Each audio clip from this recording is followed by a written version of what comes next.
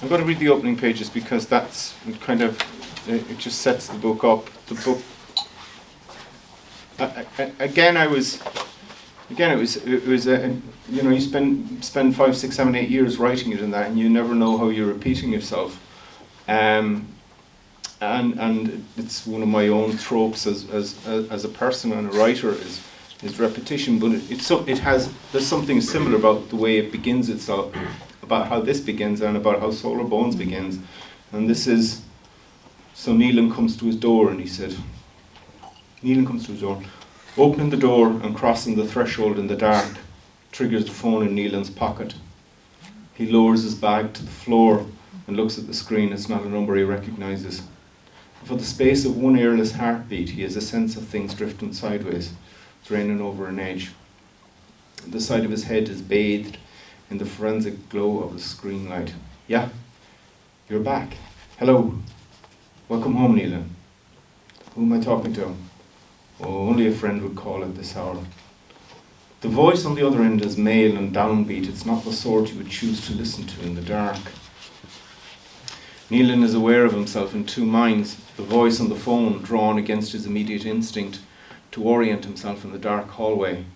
He turns to stand with his back to the wall. You know who I am? Oh, that's the least of what I know. What do you want? 2 paces to his left, Nealon spots a light switch. He reaches out with a spare hand and throws it, then throws it back, then throws it again, nothing. Half his face remains shrouded in blue light. He takes 5 steps to open a door and passes into what he senses is an open room. A swipe of his hand over a low shadow finds a table. He draws out a chair and he takes the rest of the phone call sitting in the dark. I thought I'd give you a shout, the voice says. You have the wrong number. I don't think so. I'm going to hang up. There's no rush. Goodbye. We should meet up. No, not tonight. You're just in the door. You need some rest. We don't have anything to talk about. And I wouldn't be so sure. I am. In a day or so, when you're settled. No, not then. Not ever. We'll talk again. One last thing. What is it? Don't be sitting there in the dark. The main switch is over the back door. And with that, the phone goes dead in Nealon's hand. Nealon pushes aside his immediate instinct to dwell on the phone call. Who's it from? What is it about?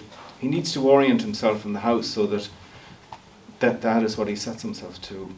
After a quick scan through his phone, he finds the torch app and sweeps the room with the light at arm's length. To his right is a small room barely 6 feet wide with a fridge and cooker shelves along one wall. There's also a solid door over which sits a junction box with a complex array of meters and fuses. The main switch is at the end, but it's too high to reach, so he drags a chair from the table. He steps up, throws the switch, light floods from the hallway into the kitchenette and into the living room. The table sits beneath a large curtained window, and beyond it is a sink and a worktop with white cupboards overhead. Everything is flat-pack melamine. All the units date from sometime in the 80s. Against the left-hand wall sits a 3-seater couch over which hangs a picture of the Sacred Heart with its orange votive light now glowing beneath. He reaches out and flicks the switch. The walls come up in a clean green glow, which against the pine tables seem warm and homely. There are 5 doors off the L-shaped hallway. First is the bathroom with a shower cubicle tucked beyond the door and a toilet beneath a small window which looks out from the back of the house. Beyond each of the other rooms are 3 bedrooms of equal size with a double bed and built-in wardrobes. Pillows and duvets are stacked on the beds, but all the wardrobes are empty. Back into the hall. There's something coercive in the flow of the house, the way it draws him through it. These are doors that have to be opened, rooms that have to be entered and stood in.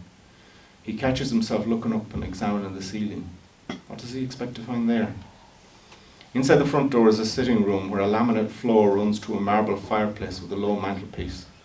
To the left and right of the chimney breast, empty bookshelves reach to the ceiling. And in the middle of the floor is a single armchair angled towards a large television. Its shape and plain covering make it an obvious partner to the couch in the living room. Empty and all as the house is, it still has the residual hum and bustle of family life. It feels clean and it has been carefully maintained. It's not the raw cleanliness of a last-minute blitz before neighbours arrive, but that ongoing effort which keeps it presentable to any sudden need.